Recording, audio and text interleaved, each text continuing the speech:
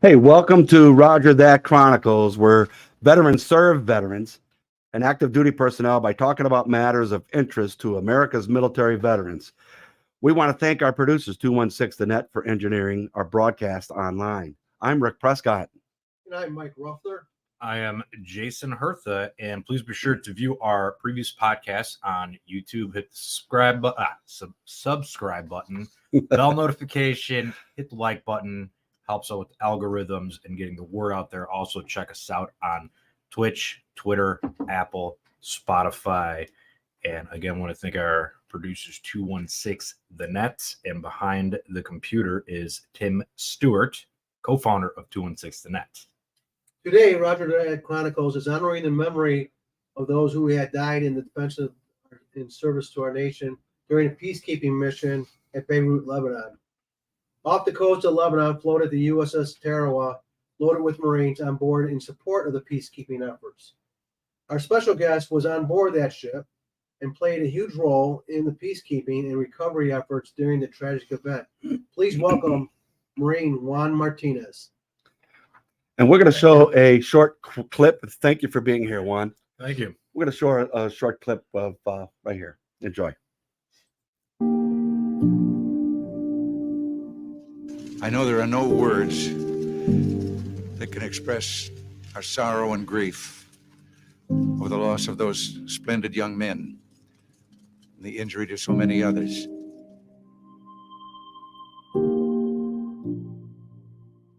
When I thought about speaking here today, I reflected on the events of October 23rd, 1983. And it didn't take me long to think what I wanted to say because that event had really such a profound impact on We're me. out there also. I was a young second lieutenant in 1983 before Donna and I had even our first son. We just finished our time at 29 Palms, and I was the 81's platoon commander with 3rd Battalion.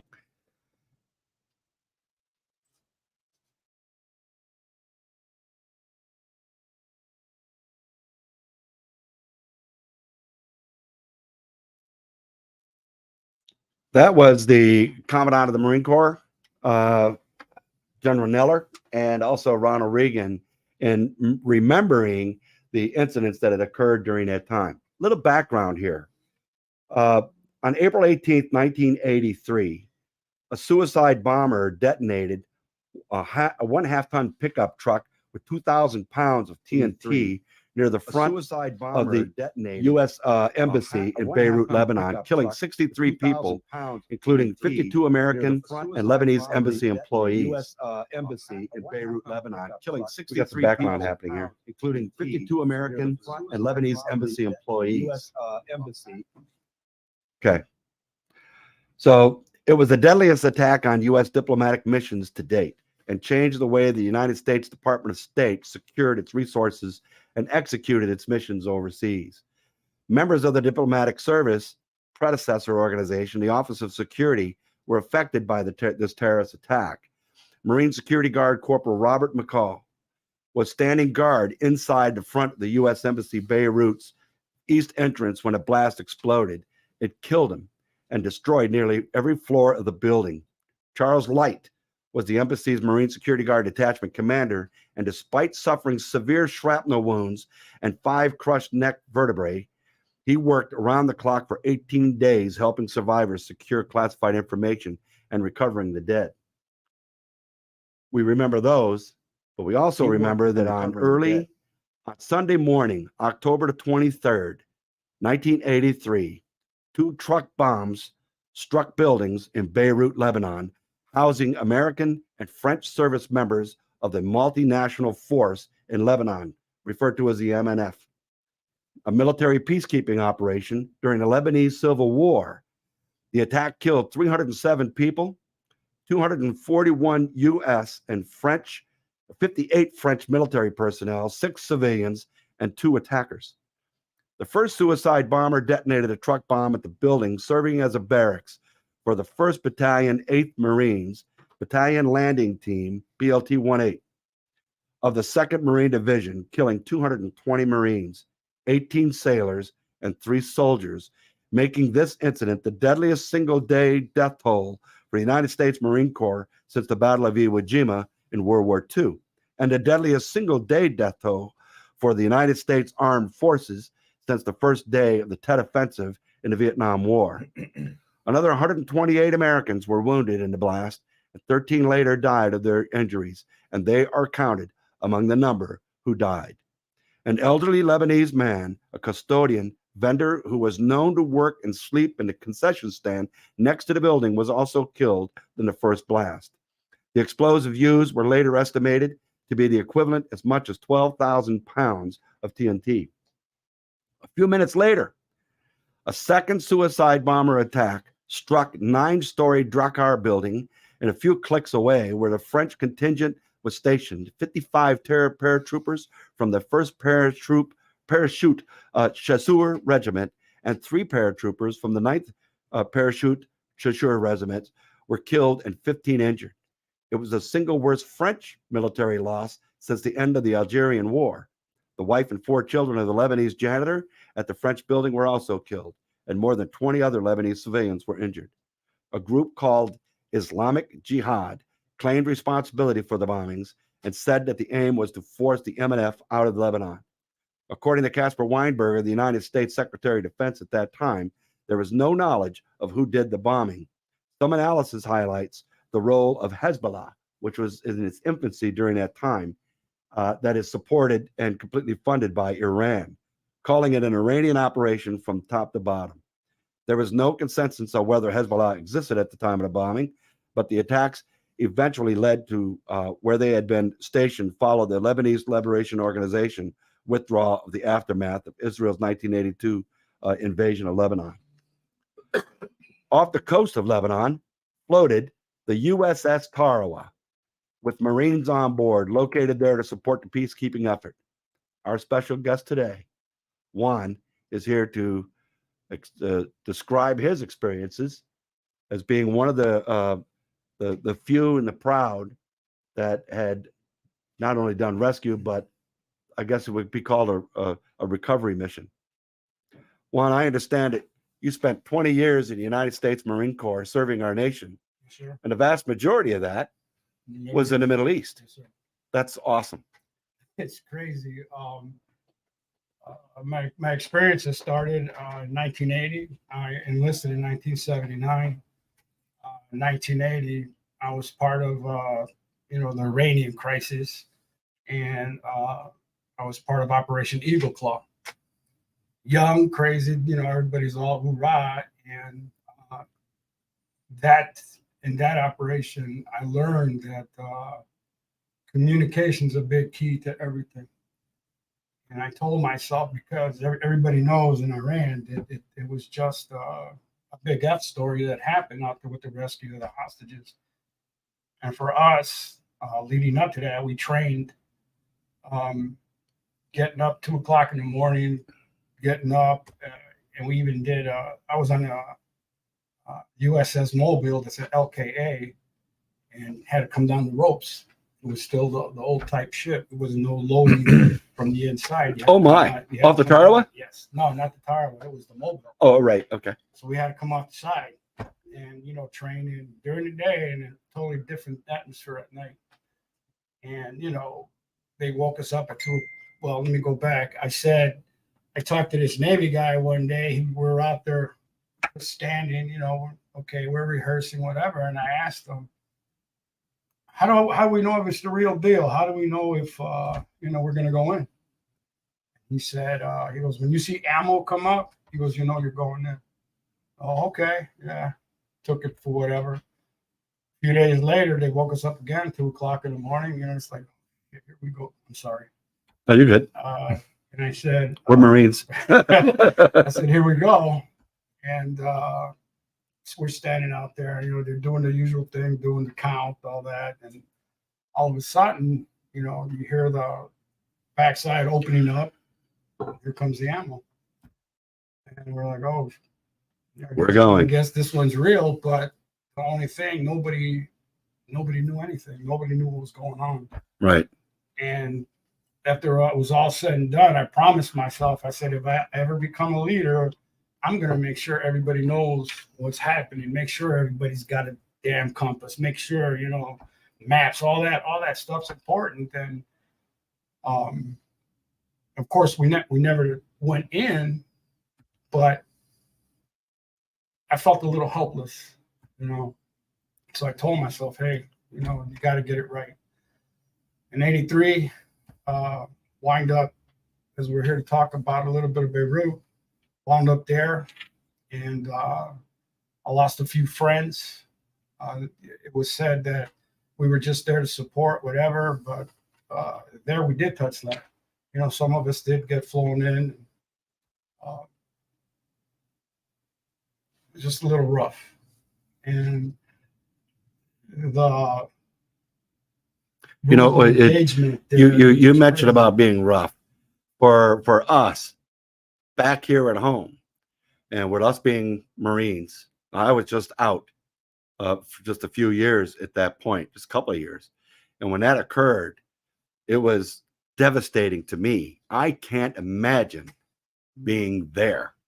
For me, it was tough because I have the heart for it, you know, for the Marine Corps, for our members, and so on. But for you, you were there. And how can I put it? Like here, this to me is help for me, because this is the first time I really talk about Beirut. And I say I lost a few friends, and I've gone through, you know, I've gone to get help, and they said that's the best way is to talk about it, and I have, but I never realized how much of an impact that it had on me. You know, I don't want to fall apart here, but You're doing fine, all brother. Well, you know, part of the things that, you know, some of our peers is that they have this guilt as why them and not me, that type of thing. And I always tell them that we're here to turn around and tell the story that they can't. No, it could have been us, but it wasn't. But that's because the man upstairs has bigger plans for us. I went in, I was flown back to the ship the day before, and I was, hey, I'm good, let me stay, you know, I'm all right, you know. I was trying to get to switch off, and I was told, no, get on the bird, you're out of here. Okay. Well, So you were doing patrols? yeah, we did. We helped out with patrols, and that was what I didn't like. I was part of TOWS, and what I didn't like was that the people, the officers themselves, they didn't know how to deploy the system, deploy us, and half the time you would have 2-3 Marines in the back of the Jeep, and they have their weapons ready, and you're driving down the street, you know, and no tow system, you know, and so you basically doing a taxi roll. You're out in the open. I mean, it's not like the Humvees. You got some kind of cover, Right. and Not with those M15 ones back then. No, there was no way, and it just I just saw us as targets of opportunity. You know, hey, let's get them, let's mess with them, and of course you did. You heard a few rounds go by you every once in a while, but you again, rules of engagement. What were those rules? You basically had to be blown up before you can even fire back. I mean, you had a weapon, you had a magazine in there, but you couldn't lock and load. You know, at first when you first arrived, it was at least I know of 1-8 talking over things with them. When they first arrived, they didn't even have a magazine in. They put a magazine in, but you can't lock and load. Really? You got to make sure, call somebody to make sure you can fire back. You know, that it just made no sense. You know, I know in Somalia we almost had almost the same thing. Oh, it was a little more freer. You had a little more opportunity in Somalia. Not want to say opportunity, but if you had a fire back, you didn't have to call and, hey, I'm getting fired on. Is it okay? No. Can I explain why that was the case? Why those rules of engagements were there? State Department. Earlier that year, the Hezbollah organization, they were very much in their infancy at the time, but there was a conflict between the Sunnis and the Shiites in Beirut itself. And what happened was they had fired on Israel. Israel with the who eventually became the prime minister of Israel, Sharon, was a general, and he led a force right up into Beirut, and they had surrounded the area, and they had paused because a lot of negotiations were taking place. And while they were secured and standing duty, their guard duty, what happened was there was two factions between Christians and so forth in Lebanon, right under their noses, within blocks of them, had attacked the other group and had massacred 250 or plus of those people. The international community went nuts because they actually thought that Israel had something to do with that, and they didn't. All they did was they were there executing their missions. What the United States wanted to do in Beirut was to show the Lebanese, they wanted to go in there with a soft touch. Hey, we're only here for peace, and we don't want to get into a conflict because we don't want you to think that we're here doing the same thing that you blamed Israel to do. That was the purpose behind those rules of engagement. And it was a very traumatic incident that had taken place there, but we had nothing to do with it. But the United States certainly got the blame for it with the UN and so on during that time. But anyway, that's the reason, After 83, of course, Desert Shield, Desert Storm, 90-91. I was with, it's funny because every time I wind up deploying, I wind up with 3-3. But during the ground war, I was with 1st Marines 1-1 and was task force Papa Bear. We were the tip for Papa Bear. And we had, I know my section alone had 34 kills on the first day of armor.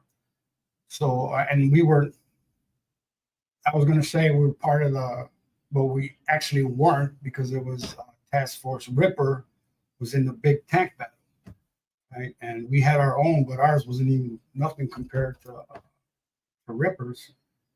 And we had, in my section, I had 2 silver medals and a Bronze Star.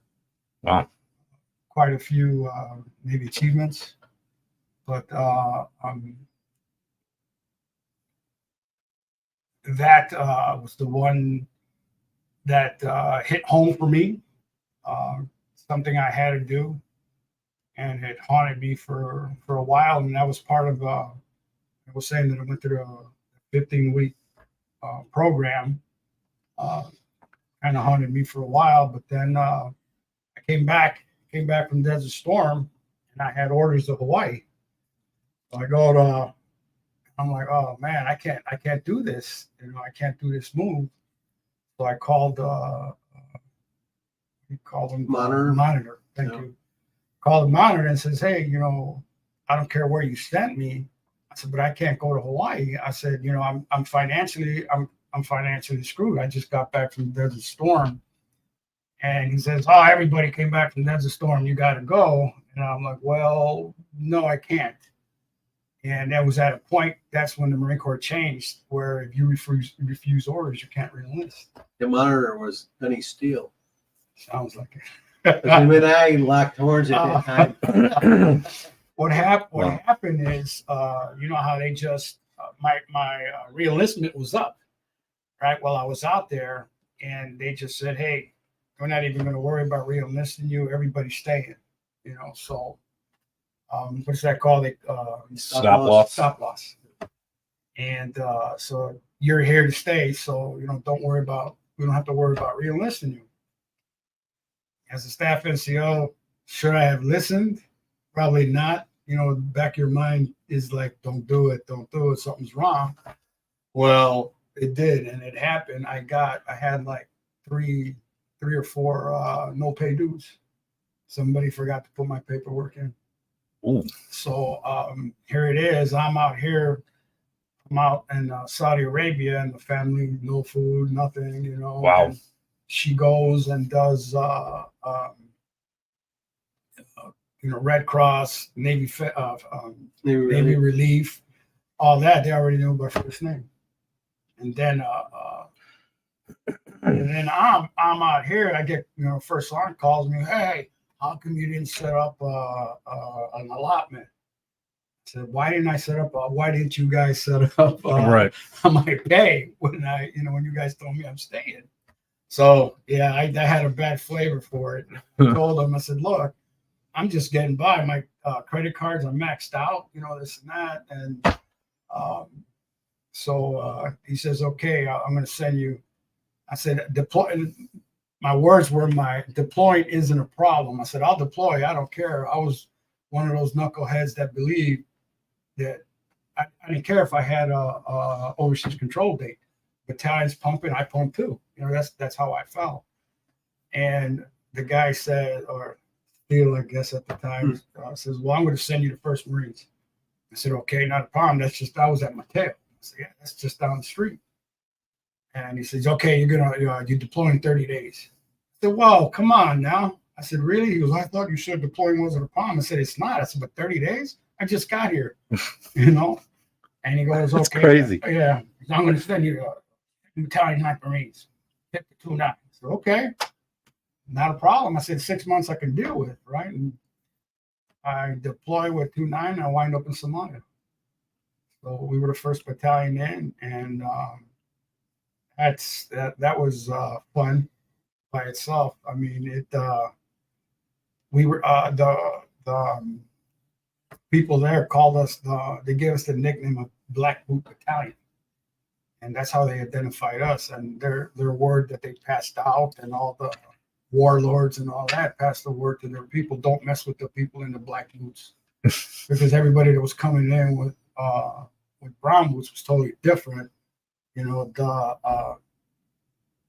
we were the ones that did the firing, and you know, whatever, took the embassy, and you know, all that. And when the rest came in, it was more of the support elements that were coming in and stuff, and they were the ones that were getting harassed out. And if they went out in their vehicle going to the embassy or whatever, they're the ones that got harassed. So they kept their distance from you guys. Yeah. And, I had Colonel Newbold was the commander out there, and I wound up doing security for him. So he's driving up the street, and if he stopped, we had to get out of our Humvees and go surround his vehicle. And it really looked bad because they were a vehicle trying to go through crowds. You know, Wow. Anybody could have done a Molotov shot, whatever. But I mean, different set of, like I said, rules of engagement there. But we had a little more freedom with it. That's my life story. Wow. You're sticking to it. And you're sticking And to I'm it. sticking to it. Well, Yeah, I did a lot of Middle East.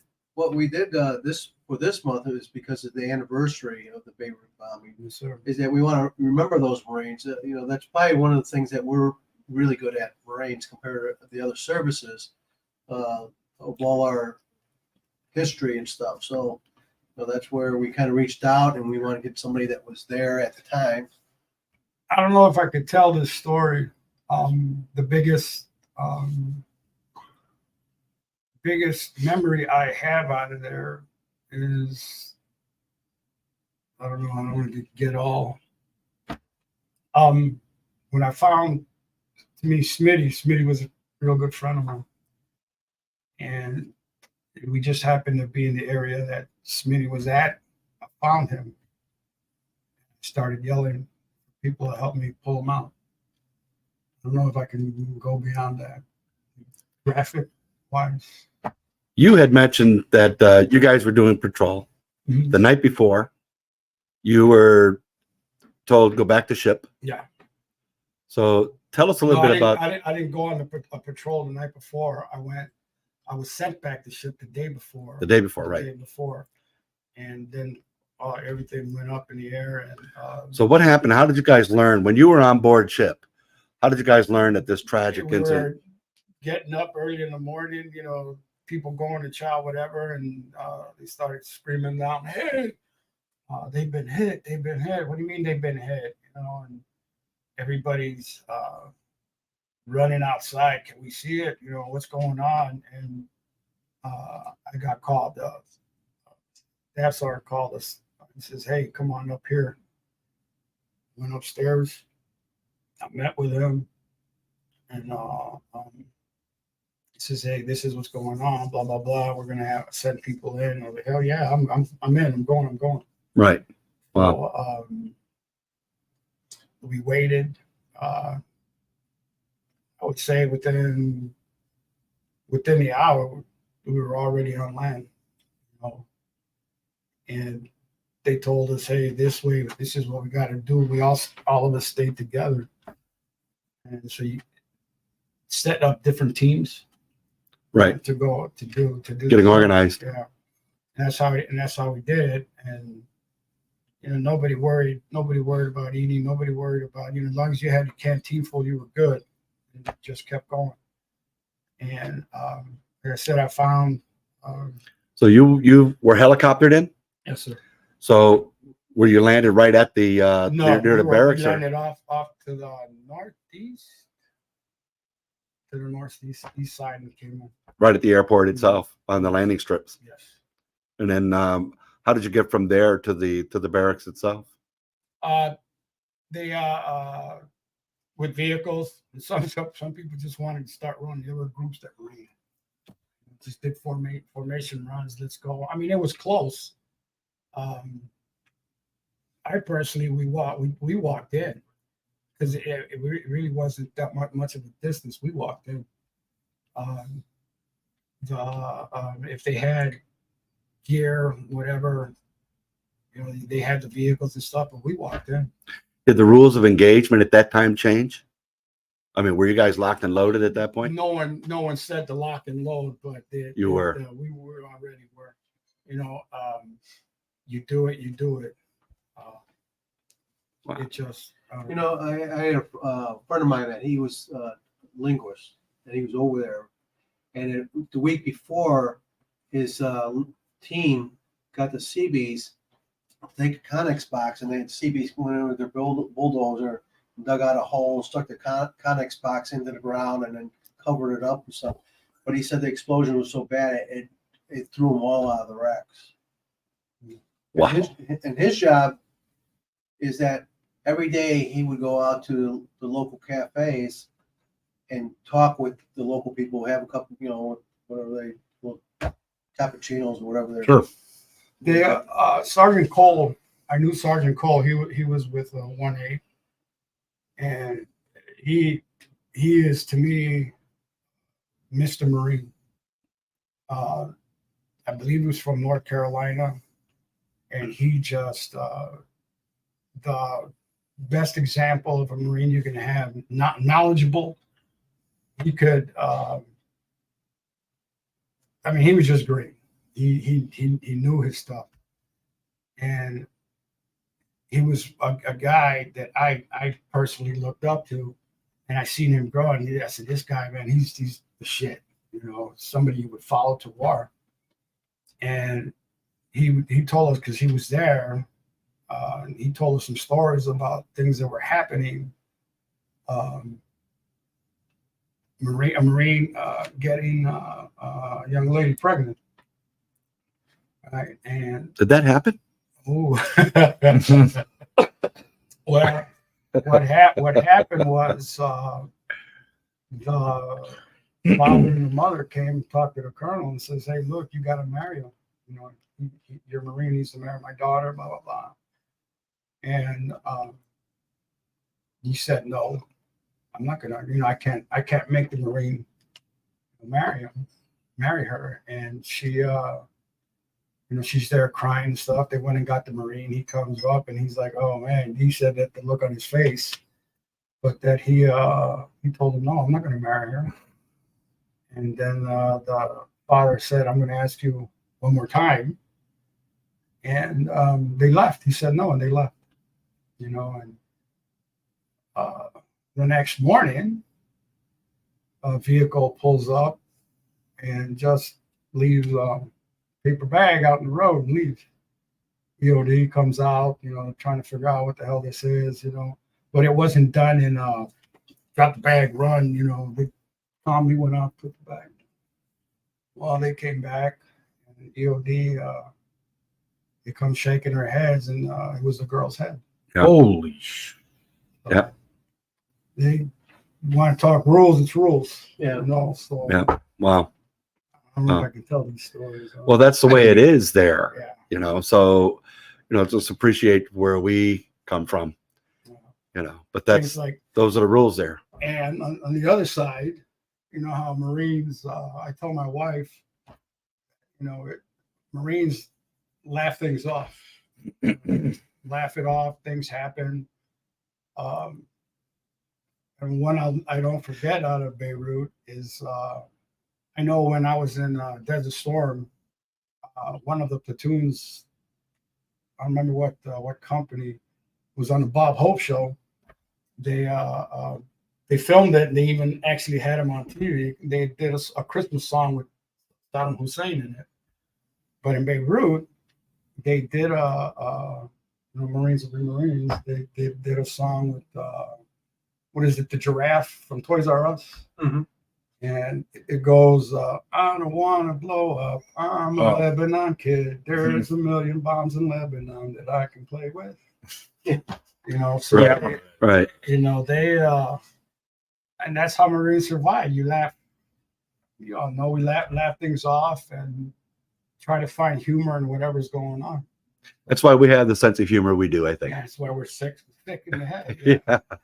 And I tell my wife that, and sometimes something happens, and I'll say something, and she'll look at me, and I just put my hands up. So Wow. Yeah, I mean it's pretty brutal where Middle East versus where we're at here in the West, and then you have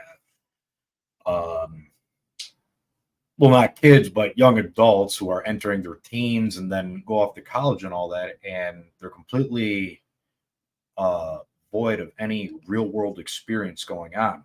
Yeah. And so like the only thing that they know is what their teachers tell them and what the TV tell them, saying, oh my God, this country's so awful. Like, you have no idea. If you go out with your purple and blue hair and all that stuff, they will stone you to death. Yeah. Yeah. If they see you doing all sorts of, I mean, well, yeah, it's insane. So like, yeah, with chopping the head off and all that stuff, like these kids really don't appreciate what they have, freedoms they have, and they do not understand because it's all emotionally driven. They want to be a part of something, so then they program these young impressionable kids. But when I got to Afghanistan when I was 19, and you mentioned about being helpless and all that, well, yeah, like touchdown, I was like, oh my God, I'm actually here. Like, holy crap.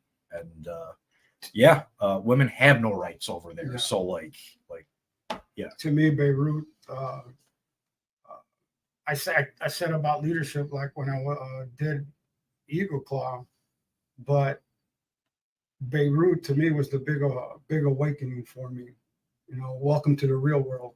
Mm-hmm. This is how it is, and I felt, I guess helpless would be the word, because you got all this in front of you, buildings down, blood, friends. When you guys landed and you marched over toward those barracks, what did you see from the distance? Still smoke, a lot of yelling, and I think what got me was the closer you got, the louder it got, and you were, I don't know, I guess overwhelmed, Right. and it just, you had people directing you, hey, over here, up here, who you with, and all this, taking your names down. And, I think that's the only time I really ever saw somebody trying to take accountability, because you just came. They don't want to add to the problem. But it just seemed, I don't know, like you would see on the TV, you're getting closer and it just gets louder and louder. And right. Yeah, everybody just, because I say everybody, but because I had a few, was like, hey, get the hell over here. Don't just start running over there. Nobody knows where you're at. And everything was accountability. Even at the end of the day, it was, hey, you have everybody. Where is he? What are they doing? Get him over here right now. The formations and stuff. But the lights went on at night and people were still going. And the first day really went into the hours. Mhm. Is that how you say it? And, But yeah, it was very overwhelming, and that's, I don't know. I guess I got my cherry pop there. And, hey, welcome to the real world. Right. And I use Beirut now. I land in Saudi Arabia. We got there, and you walk up. They open the door, and get that hot air just hit you, and they're trying to direct us to where we're going to go sleep, and and I became, I don't want to say a madman, but I got loud, and to me it was lessons learned. They put us in a warehouse, and we walk in a warehouse, and there's people in cots all over, and no kind of security outside, nothing. And people, oh yeah, we're gonna do fire. You're doing fire watch or around your platoon. Okay, what about outside? And my lieutenant, we bumped heads a lot, and the only time I pat myself on the back and I laugh because Master Gunner Sergeant Clark, and when he retired, he was our platoon sergeant. He was a staff sergeant then. When we have get-togethers, he always brings it up, and he laughs. He goes, "Man, everybody always waited on you." I grew up in the anti-armor community, and I had a pretty good rep. Even with when they went into the battalions, I knew a lot of the people, and I had a good rep with them. I was even going to wind up going to SOI as an instructor, and but the lieutenant would come up with some stuff. And had the stand table going and everything. He says, "We're going to do this." I'd be, "No, I'm not." And none of the other staff NCOs would answer. They would look, and all of them would kind of be like, What are you doing? Yeah, they're looking at me to say something. But I spoke my mind. I learned. I got in trouble a few times for speaking my mind because I did it at the G3. What rank were you at that time? Staff sergeant. Staff sergeant. I retired as a staff sergeant. My hand and my mouth got me in trouble. That would have been me.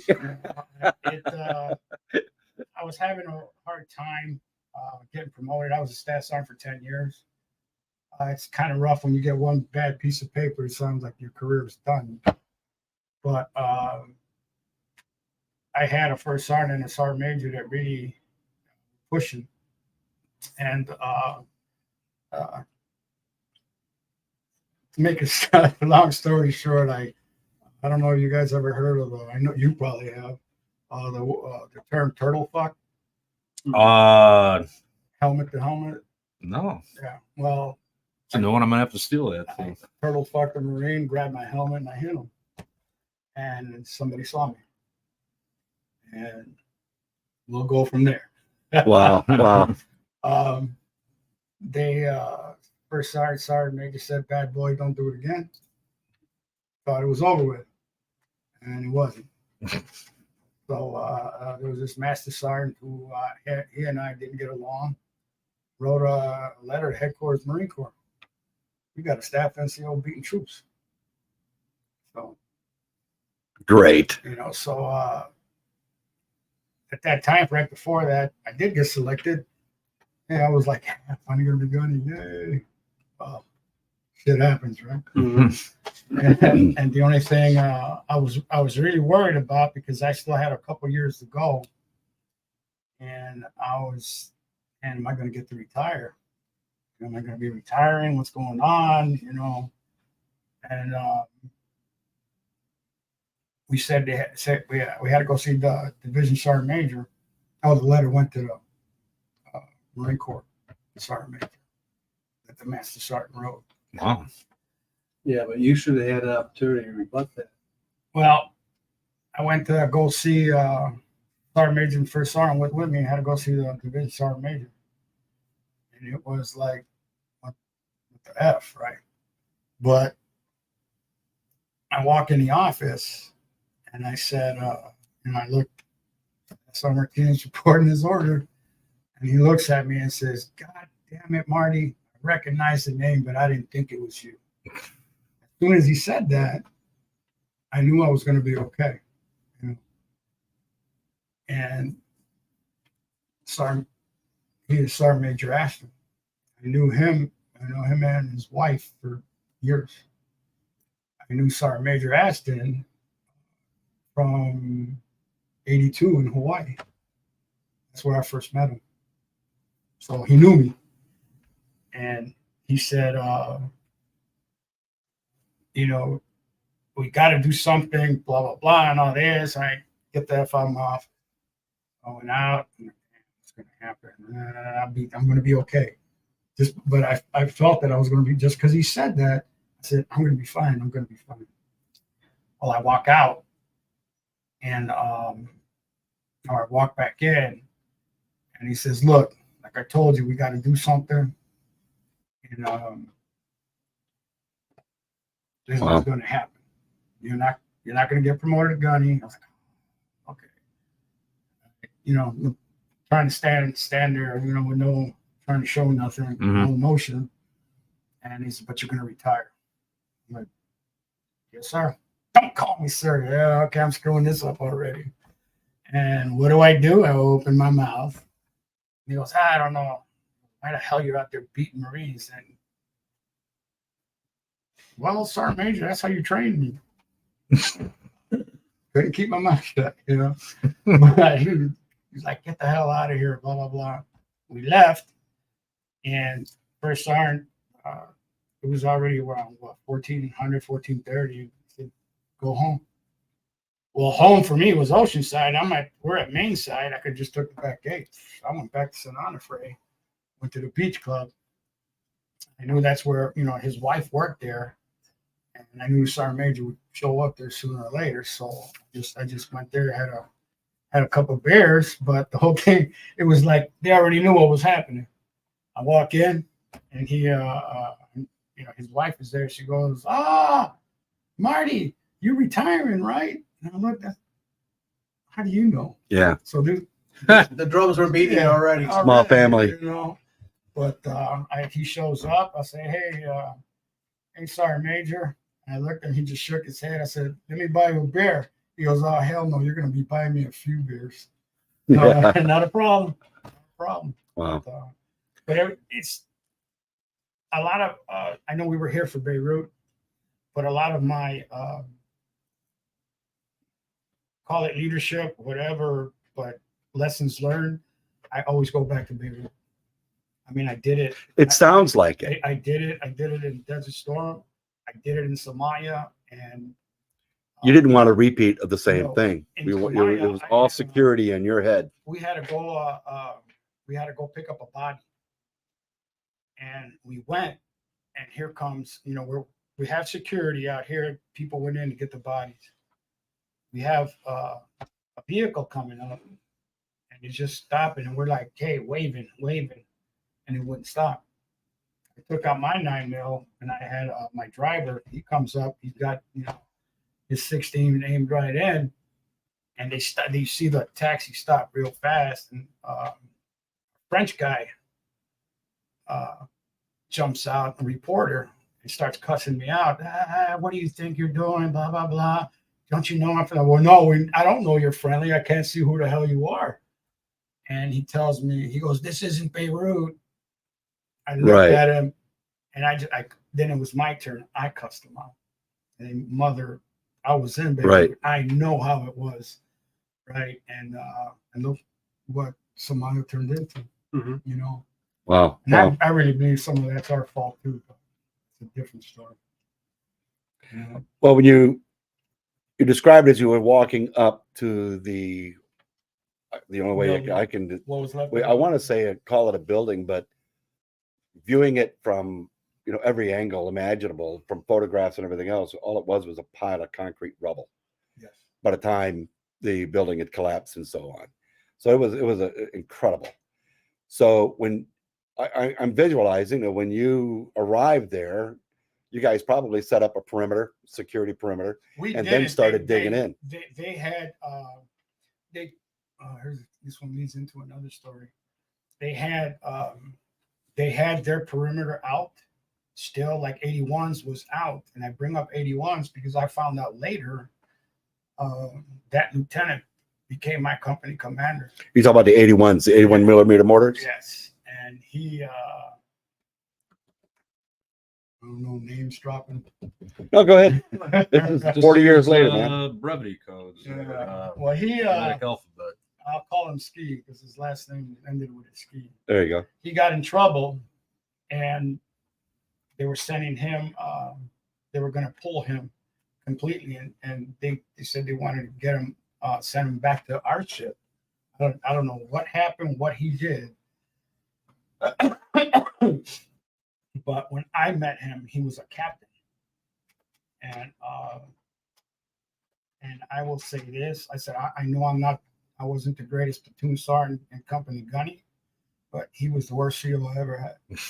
He down nobody can pull that. He was the worst SEAL I ever had, and he when he left us, they sent him to 2-9. I don't know what happened over there because they. I overheard the new CO talking about it. He did wasn't there long before he did some stuff there, but they were going to relieve him. Wait a minute, they had relieved him, but they put him back out. I guess, hey, things are going to happen, right? And when the building went up, I guess one of his sergeants was saying, "Hey, sir, we got to get in. We got to go back in. We got to go help." And he just had an attitude that they'll be okay. And he didn't allow anybody to leave. And they were looking from the lines that were set up there already. They were looking to, I guess, break that down to get people to come in and help. Right. And out of the 24 that I had with me, I will say eight did go out to security. The rest of us went in to do the search and rescue. But I remember seeing a lot of film footage, even on the news, where you guys were like literally digging through the rubble. Yeah, I mean, You had vehicles there lifting heavy stones. this is It was like an earthquake disaster. I don't know if I wanted to say it or not, but I guess if I can tell those other stories, I can. When I found Smitty, of course, rocks, rubble on him. I put my arms under his, and I went to pull him, and I'm yelling, "Get the shit off of him! Get him off him! Clear him!" And I started, I feel that he's coming up, and I pull hard. And when I pulled hard, it was only half his body. Oh God! I fell back, and still, it was kind of hard. Here you are, the NCO in charge here, and you're trying to keep the Marines going, and that happens. But you know what? Thank you for being a human being. So that I can't even imagine pulling somebody out that I knew. I really believe, like I say, Beirut changed my life, Right. my way of thinking. You just said about, you're a human being, have feelings. I think that's where, how they always tell you Marines, don't cry, Marines don't do this. I saw there, I saw a lot of Marines shed some tears, but I think that's where I learned to shut down. To don't let stuff get to you. And even when and that's why I love my wife. I learned to I'll say it like this: when my mom passed away, I didn't cry. When my son passed away, I didn't cry. You know, just held my emotions, go for it, and everything. And I went through my first sessions. I've done 2 rounds of, and the first time, you know, I opened up to her. You know, I just didn't want to. I couldn't. And you know, the doc said, "Hey, you know, you need to open up. You need to relax. Blah blah blah." So if not with me, your wife maybe. And I chose my wife because my wife has been. I mean, we were together since '78, boyfriend and girlfriend. And and when we got back together 16 years ago, it's like I never left. You know, she's always been my best friend. And I opened up to her, and I even told her, I said, "Look, I'm going to tell you things that, you know, I'll stop." I said, there's things I'm not so much proud of that I've done. And but this is it. This is who you're gonna marry, you know, and I'm going to open up to you. And when I did that, I mean, I will tell you, I cried for maybe 20 minutes, telling her, talking to her, just pouring. I never, for all that time, I never showed my emotions. And it seems like since that day, I'm very emotional.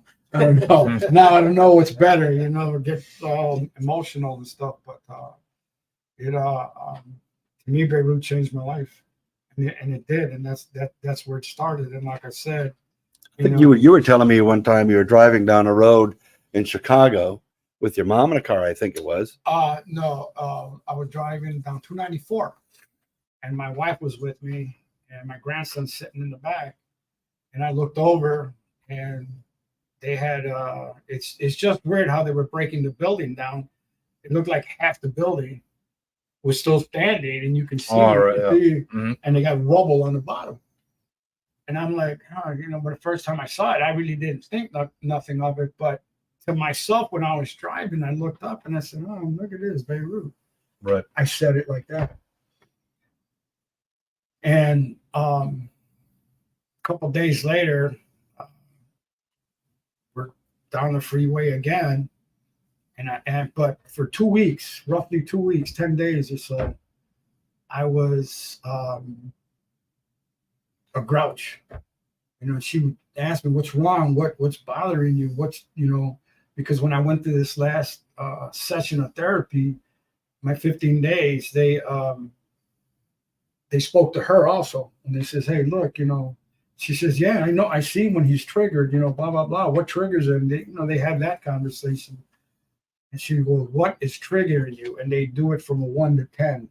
You know, the worst is 10. Mm-hmm. You know, where she goes, you're where are you at right now? I'm at 9. You know, and I'm driving down the road. And so for 2 weeks, I was just I was a grouch. Whatever, everything bothered me. Well, 2 weeks later, we're down 294 again. I look up and I saw the building. They had finished the building. They started demolishing the one next to it. And I look at it, and I'm driving, and all of a sudden I got a death grip on the steering wheel, and I'm yelling out, "Mother, mother F." And I'm like, she goes, "What's wrong, Ron?" I said, look. And she looks over and sees the building, and she was like, "Oh my God." I said, "Yeah, fucking Beirut." You know.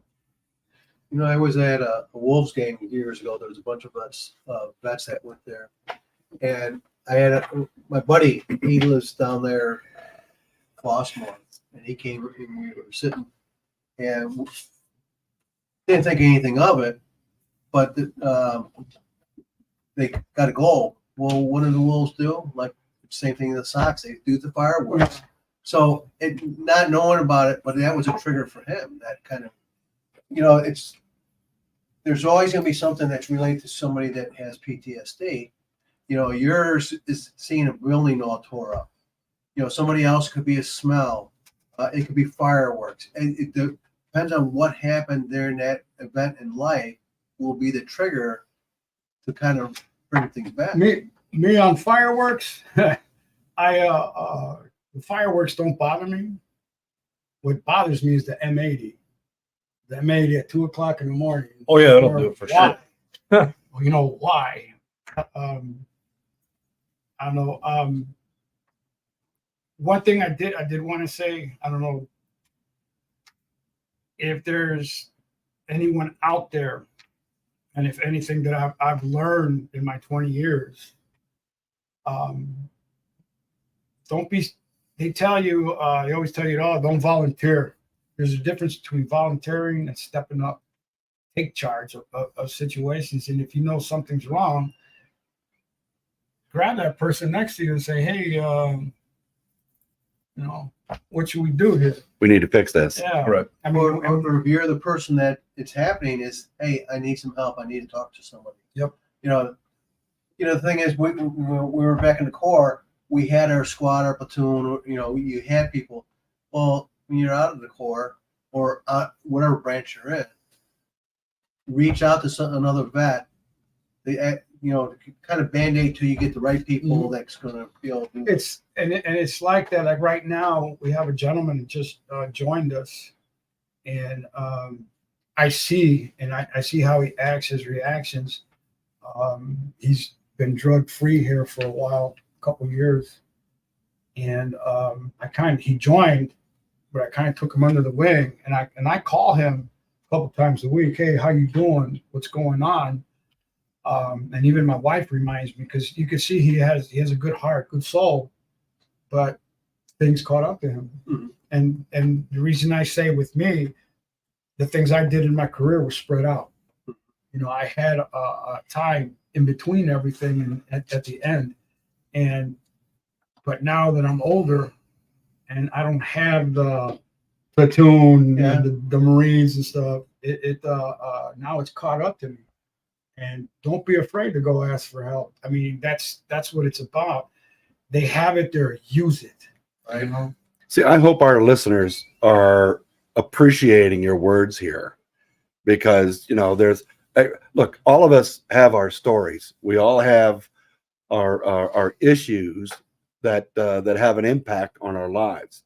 There's those life point moments that transition you into something else. And so, it's important for us to recognize that, and to recognize that those responses are normal responses to a very chaotic situation, and that we're human. Yeah. And to reach out. One of the things I love about what we do here on this program is to talk to veterans about joining veterans groups, talking to people like-minded. They understand you, whereas other people can't. They won't even believe you. So we believe each other. We believe in each other for the same reasons. And then reach out with those resources to seek out other resources to help us carry on and get our lives back. And that's why I joined the Marine Corps League. I didn't even know the Marine Corps League existed. And I know. I'll try to hurry up. Oh, we're good. We're good. What is that slow? He's rushing me. You hear the VFW, you hear American Legion, right? But when I heard about the Marine Corps League, it was another Marine that had his son at a pancake breakfast, right? And he was part of and the only reason I went there was because of the American Legion. They said, yeah, go Sunday, it's there, blah, blah, blah. So I told the wife, let's go. And that's how I met him. And he saw my cap, and he says, hey, you're in the Marine Corps, huh? I said, yeah. He goes, hey, look, you ever heard of the Marine Corps League? He goes, just like American Legion VFW. He goes, but hey, it's all nothing but brothers. So, okay, I went, and I felt so at home, because we all speak the same language. We all know Rick what talks about that all the time. It's We kicked him out of the country for a while, out to Canada, and he came back home. Well, the platoon isn't the same over here, so. So wow, we're really glad you're here today. Yeah. I'm sorry if every time you did You fine. got nothing to be sorry for. No, you did great. I went off in stories. You know what? No, that's exactly what we're looking for. for helping all of us, our listeners as well as us, to remember those who had Yes, sir. fallen on our behalf, that served our nation with distinction and had lost their lives on October 23rd, 1983. God bless them, and God bless you for serving our country Absolutely. and taking care of those Marines that were on the ground at that time. You know, you speak for them, and that's really appreciated on our behalf. And I'm certain that our listeners will follow suit in saying that too. Absolutely. Thank you for doing that. Yep. Thank you. I thank you. I'm about to start wrapping up, but yeah, thank you very much for being here. And I can definitely relate to, if you need help, there's no shame in getting that stuff because how we're programmed, boot camp, all that stuff. So even I went to treatment myself. And when it comes to PTSD, from my experience, like if I see something that reminds me of something, I'm like, well, I'm not there. That's just something in the records of the past, which I'm here now. And that's not true because your PTSD will lie to you any way it can. But recognizing that stuff and having a whole bunch of tools under your belt. But don't be afraid to ask for help and all that stuff. And that's quite commendable. But as we start wrapping it up here, please be sure to check out our previous podcasts on YouTube. Hit the subscribe button, hit the bell notification, and hit the thumbs up button. Helps out with the algorithms. And please share it. And check out Twitch, Twitter, Apple, Spotify for the actual podcast itself. I want to thank our producers, 216 The Net, and Tim Stewart behind the camera. Our next show is going to be on November the 7th. It's going to be an offshoot day. We normally do this on Thursdays and so on, where our special guest is United States Army Specialist 4th Class Alan James Lynch, Vietnam War Medal of Honor recipient. And you can find his memoir, Hero to Zero, online, and I'm sure that you could probably purchase it on Amazon, no doubt. We look forward to having such a distinctive member on That Chronicles. We want to thank our viewers. We want to thank Juan and all the listeners out there for joining us today, and we hope that they appreciate the information that we provide.